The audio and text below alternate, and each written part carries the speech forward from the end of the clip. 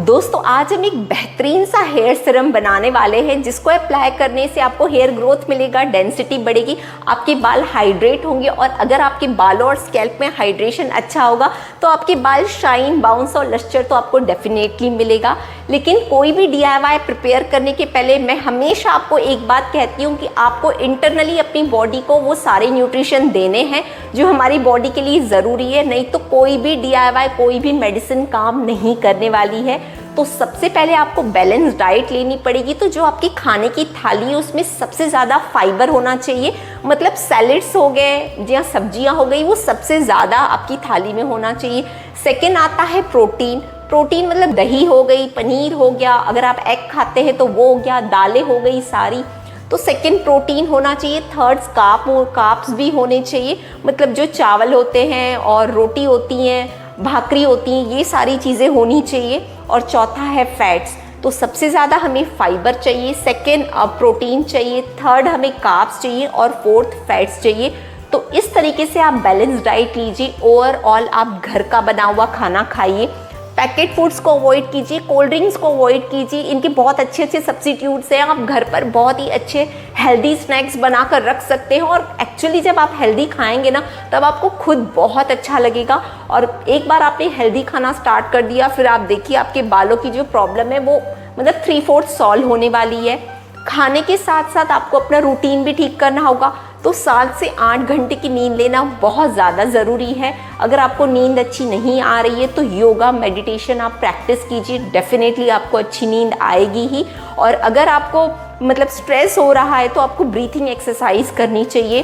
Breathing exercise करना, walk करना, yoga, meditation, ये बहुत ज़रूरी है। आप इनको करके देखिए, आपकी जो लाइफ है ना वो बेहतरीन बन जाएगी। तो अगर आपने आपकी रूटीन और खाने पीने को ठीक कर दिया ना दोस्तों, तो 3/4 आपकी जो सारी प्रॉब्लम्स है स्किन, हेयर रिलेटेड, वो सॉल्व हो जाएगी। आप खुद को एक्टिव फील करेंगे, लाइट फील करेंगे। तो ये इंटरनली सारी चीज़ें करने के बाद ही आपको DIYs करना है। आप सोचेंगे मैंने कुछ भी खा लिया, DIYs लगाए, फिर DIYs तो असर ही नहीं कर रहे हैं। कोई DIY, कोई मेडिसिन, कोई सैलून की कोई भी रेमेडी हमारे बालों और स्किन में बिल्कुल असर नहीं करेगी। सबसे पहले हमें इंटरनली अपनी बॉडी का ध्यान रखना है। तो ये हो गई इंटरनली अपनी बॉडी का ध्यान रखने की बात। अब हम देखते हैं कि इस सीरम को प्रिपेयर कैसे करना है। तो इस सीरम को प्रिपेयर करने के लिए हमें लेनी है चाय छानने की एक छन्नी और उसमें हमें डालना है 2 टेबलस्पून राइस। आपके घर में जो भी राइस है बस आप ले लीजिए। 2 टेबलस्पून भर के राइस जाएंगे और 1 टेबलस्पून जाएगा इसमें फेनुग्रीक सीड्स यानी कि मेथी दाना। अब हमें इन दोनों इंग्रेडिएंट्स को सबसे पहले बहुत ही अच्छे से वॉश करना होगा और वॉश करने के बाद हमें एक ग्लास का जार ले लेना है या आप स्टील का भी कंटेनर ले सकते हैं, लेकिन प्लास्टिक आपको नहीं लेना। और बस हम जार का लिड लगाकर इसे ओवरनाइट के लिए एज इट इज़ छोड़ देंगे। नेक्स्ट डे मॉर्निंग जब आप उठेंगे तो देखेंगे कि ये पानी है वो क्लाउडी सा हो चुका है। जितने भी न्यूट्रिशन है राइस में, मेथी दाना में, उन्होंने रिलीज कर लिए हैं इस पानी में। तो ये पानी तो अब एक औषधि बन चुका है। तो अब इस पानी को फिलहाल हम साइड करते हैं और हमें नेक्स्ट इंग्रेडिएंट चाहिए एलोवेरा। तो आपके घर में अगर एलोवेरा है तो वो ले लीजिए। मार्केट बेस्ड एलोवेरा आप यूज़ कर रहे हैं तो वो भी ले सकते हैं, कोई प्रॉब्लम नहीं है। लेकिन मार्केट बेस्ड अगर आप यूज़ कर रहे हैं तो कोशिश करके आप ट्रांसपेरेंट वाली ही एलोवेरा जेल यूज़ करेंगे। तो मेरे घर में तो खूब सारा एलोवेरा है, तो एक लीफ मैंने बड़ी सी एलोवेरा की ले ली है। सबसे पहली स्टेप में हमें एलोवेरा को बहुत ही अच्छे से वॉश करना होगा और जो इसमें येलो डिस्चार्ज होता है ना, उसे एलोइन कहते हैं, उससे सबसे पहले हमें रिमूव करना होगा। तो एलोवेरा जो लीफ है उसे अच्छे से वॉश करने के बाद मैं इसे पानी में डालकर रखती हूँ कम से कम आधे से 1 घंटे के लिए। 1 घंटा टाइम है तो आप 1 घंटे के लिए डालकर रखिए। सुबह सुबह ही इसे तोड़ लीजिए। जब तक आप फ्रेश अप वगैरह होंगे तब तक ये जो एलोवेरा लीफ है ना वो एकदम बढ़िया हो चुकी होगी, सारा एलोइन निकल चुका होगा। तो पानी में डालकर मैंने इसे आधे घंटे के लिए रख दिया है। अब मैं इसके जो साइड्स हैं वो सब रिमूव कर रही हूँ, जिसमें वो छोटे छोटे कांटे होते हैं। बस इसको बीच से काट कर और आप एलोवेरा जो जेल है वो उससे एक्सट्रैक्ट कीजिए। एक स्पून की हेल्प से बहुत ही आसानी से ये जेल निकल आती है बाहर।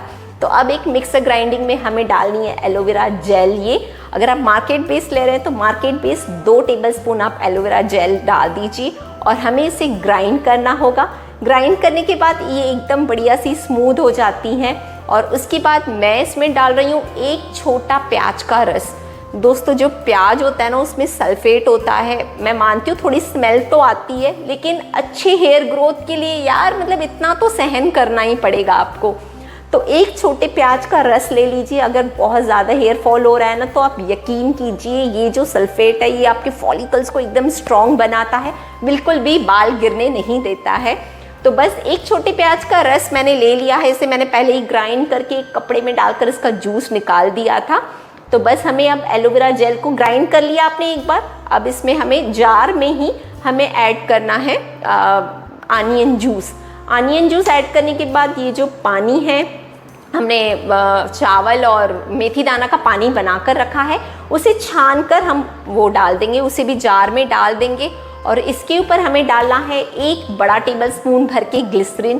ग्लिसरीन भी हमारे बालों को मतलब डीपली हाइड्रेट करता है, ये हेलोरोनिक एसिड के जैसे काम करता है जो हमारी हेयर और स्किन के लिए बहुत ज़रूरी है। तो 1 टेबल स्पून आपने ग्लिसरीन डाल दिया, तो और इसके ऊपर लास्ट में डालना है 2 टेबल स्पून विटामिन ई के। और इसमें मैं सबसे लास्ट में डाल रही हूँ रोजमेरी एसेंशियल ऑयल। दोस्तों रोजमेरी एसेंशियल ऑयल बहुत ही कमाल का ऑयल होता है, आप इसे तो हमेशा मंगा कर ही रखिए। बस इसके ऐसे 8 से 10 ड्रॉप्स ही डलते हैं और फिर देखिए बिल्कुल ऐसे बाल स्ट्रॉन्ग बनेंगे ना आपके।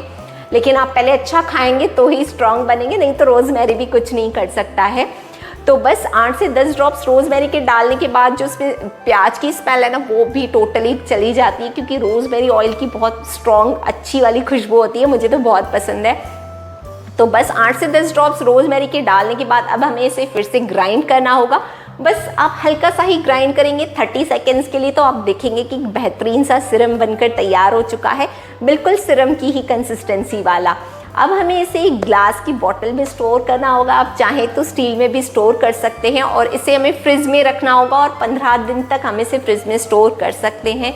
और जब आपको अप्लाई करना है बस आपने निकाला 5 मिनट पहले और फिर इस सिरम को अप्लाई किया अपने हेयर में।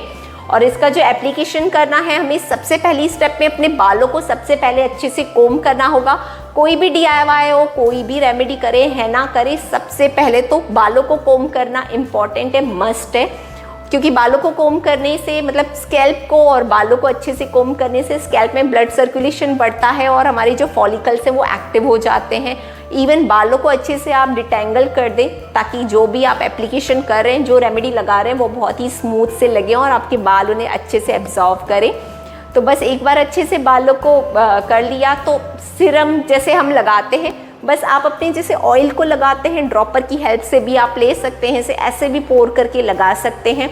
तो वो डालने के बाद आप अपने बालों पर अच्छे से मसाज कीजिए, हल्के हल्के हाथों से ही मसाज करना है। और इसे आप नहाने के 1 से 2 घंटे पहले ही लगाएंगे, मतलब उसके बाद आपको शैम्पू करना होगा। तो अगर आप हफ्ते में 2 बार शैम्पू करते हैं तो इसका एप्लीकेशन 2 बार कीजिए, 1 बार करते हैं तो उसे वंस इन अ वीक लगाइए, लेकिन लगाइए ज़रूर। और एक बार आप बस इतनी जितना मैंने प्रिपेयर किया है इतना ही प्रिपेयर करके रखेंगे आप, तो ये पूरे 2 हफ्ते चल जाता है, 15 दिन आराम से चल जाएगा। 15 दिन के बाद आप इसको नया प्रिपेयर करेंगे। बस ये करने के बाद आप अपने बालों को वापस से टाई कर लें और इसे बिल्कुल छोड़ दें। 2 घंटे रखेंगे तो बहुत ही अच्छा होगा, नहीं तो 1 घंटा भी सफिशिएंट है। और फिर 1 से 2 घंटे के बाद आप जैसे शैम्पू करते हैं बिल्कुल वैसे ही आपको शैम्पू करना है। और उसके बाद आप जो कंडीशनर लगाते हैं आप लगा लीजिए। और उसके बाद देखिए आपके जो बाल है ना वो इतने अच्छे हो जाएंगे, उनमें शाइन बाउंस भी आएगा। अच्छा, मतलब जब आप शैम्पू लेकिन करते हैं, मैं आपको एक और बात बताऊं, शैम्पू करने के बाद आप अपने बालों को 50% ड्राई होने देंगे और फिर उन्हें धीरे धीरे कोम करके डिटेंगल करेंगे। मतलब बहुत सारे लोग ये करते हैं कि बालों को ऐसे पूरा छोड़ देते हैं, जब वो पूरे अच्छे से ड्राई हो जाते हैं फिर ही कोम करते हैं। ऐसा नहीं करना चाहिए, ज़्यादा भी ड्राई जब बाल हो जाते हैं तब टूटने लगते हैं। तो इसीलिए थोड़े गीले बालों में ही आपको कोम करना स्टार्ट करना होगा। मतलब 50% बाल सूख जाए, ब्रॉड कोम की हेल्प से आप अपने बालों को अच्छे से सुलझा लीजिए और फिर आप देखिए कि आपके बालों में मतलब क्या रिजल्ट्स मिलते हैं। पहले ही एप्लीकेशन में आप देखेंगे कि थोड़ा हेयर फॉल भी सबसाइड हुआ है और बालों में एक शाइन सी आ गई है। और धीरे धीरे जब आप इस रेमेडी को अप्लाई करेंगे तब आपको और बेहतरीन रिजल्ट्स मिलेंगे। और दोस्तों एक बार अप्लाई करने के बाद ऐसे नहीं आपने छोड़ दिया, कम से कम आप इस रेमेडी को 3 महीने तो लगाएंगे ही, तो ही आपको बेस्ट रिजल्ट्स मिलेंगे। पहले एप्लीकेशन से ही आपको फ़र्क दिखना चालू हो जाएगा, लेकिन आपको अगर 100% रिजल्ट्स चाहिए तो 3 महीने आपको कोई भी रेमेडी को करना चाहिए, 1 हफ्ते की फिर नहीं की तो वो जो 1 हफ्ता किया है ना वो भी वेस्ट हो जाएगा। इसीलिए कोई भी रेमेडी आप कर रहे हैं तो उसे कंटिन्यू एटलीस्ट आपको 3 मंथ्स करना ही है, नहीं तो फिर वो रेमेडी कोई काम की नहीं है। और जैसे मैंने आपको कहा कि कोई भी रेमेडी करने के पहले सबसे पहले इंटरनली आप अपनी बॉडी का ध्यान रखिए। दूसरी बात, आप दिन में 2 बार कोम कीजिए, एक मॉर्निंग में कोम कीजिए, रात को सोने के पहले भी अच्छे से अपने बालों में कोम करके सोइए आप। ये सारी चीज़ें जो छोटी छोटी चीज़ें हैं ना आप अपने लाइफ में फॉलो करेंगे ना तो आप देखेंगे कि आपका जो हेयर फॉल है वो सबसाइड हो रहा है। अपने बालों को एकदम टाइट करके बिल्कुल नहीं बांधना चाहिए हमें। अगर आप टाइट करके मतलब जूड़ा या चोटी बांध देंगे तो आपकी जो हेयर लाइंस है वो पीछे होती जाएगी। तो इन सारी चीज़ों का भी आपको ध्यान रखना होगा। और दोस्तों इतने अच्छे अच्छे वीडियोस के लिए एक लाइक तो बनता है, और अगर आपने अभी तक चैनल को सब्सक्राइब नहीं किया है तो उसे सब्सक्राइब कर दीजिए ताकि मेरी सारी अमेजिंग वीडियोस आप तक टाइम पर पहुंचती रहे। मिलती हूँ आपसे अपने अगले वीडियो में, तब तक आप अपना बहुत सारा ध्यान रखें, स्वस्थ रहें और खुश रहें।